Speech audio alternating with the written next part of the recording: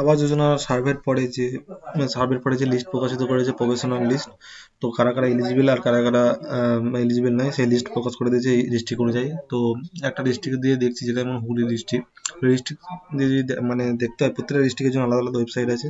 তো লিস্টটি দেখার জন্য হুগলি ডিস্ট্রিক্ট লিখে সার্চ করলে এই যে ওয়েবসাইটটা আছে, হুগলি district.nice.in। তো এখানে এসে নিচের দিকে আসলে এখানে দেখিয়ে দেবে একটা যে গ্রাম পঞ্চায়েত ওয়াইজ প্রফেশনাল লিস্ট বাংলার বাড়ি। তো এখানে ক্লিক করলে প্রত্যেকটা হচ্ছে আর এইখানে এই যে গ্রাম পঞ্চায়েত ওয়াইজ প্রফেশনাল লিস্ট, এই জায়গাটা ক্লিক করতে হবে, ডিসক্রিপশন যেটা আছে যে ক্লিক হিয়ার টু ভিজিট গ্রাম পঞ্চায়েত, তো এখানে ক্লিক করে নিতে হবে দেখার জন্য। তো এখানে প্রত্যেকটা সদর অনুযায়ী মানে সাব ডিস্ট্রিক্ট, ব্লক এবং ভিউ করে দেখা যাবে। আর প্রথমে ভিউ করলে প্রত্যেকটা আলাদা আলাদাভাবে দেখা যাবে। ব্লক অনুযায়ী দেখতে গেলে এখানে ক্লিক হেয়ার করতে হবে। তারপরে প্রত্যেকটা পঞ্চায়েত অনুযায়ী দেওয়া আছে, পঞ্চায়েতের এখানে ক্লিক করলে পিডিএফটা চলে আসবে।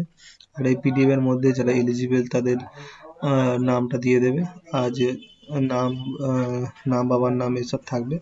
আর যারা নিচের দিকে হয়তো ইনএলিজিবল মানে যারা এলিজিবল নয়, তাদের লিস্টটা এখানে প্রকাশ করে দিয়েছে। এই লিস্টটা আবার আপডেট করে দেবো, 4 তারিখ পর্যন্ত ভ্যালিডিটি।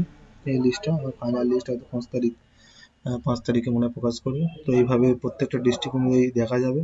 তো আর প্রত্যেকটা পঞ্চায়েত অনুযায়ী এইভাবেই দেখা যাবে, প্রত্যেকটা আলাদা আলাদা ডিস্ট্রিক্ট আলাদা আলাদা ওয়েবসাইটে গিয়ে আমরা এই লিস্টটা দেখে নিতে পারি। এই লিস্টটা যেটা দিয়েছে এটা হয়তো ফাইনাল লিস্ট নয়, এটা প্রফেশনাল লিস্ট।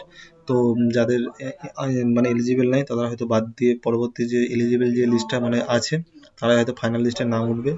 তো পরবর্তী আপডেট এইভাবে এই ওয়েবসাইট থেকে দেখতে পাওয়া যাবে। তো এই পর্যন্তই রাখলাম ভিডিওটা, আশা করছি বুঝতে পেরেছো ভিডিওটা। তো এইভাবে তোমাদের নিজের যদি মনে হয় যে লিস্টে নাম আছে কি দেখবো, তো এইভাবে দেখতে পারবো। ওকে, বাই।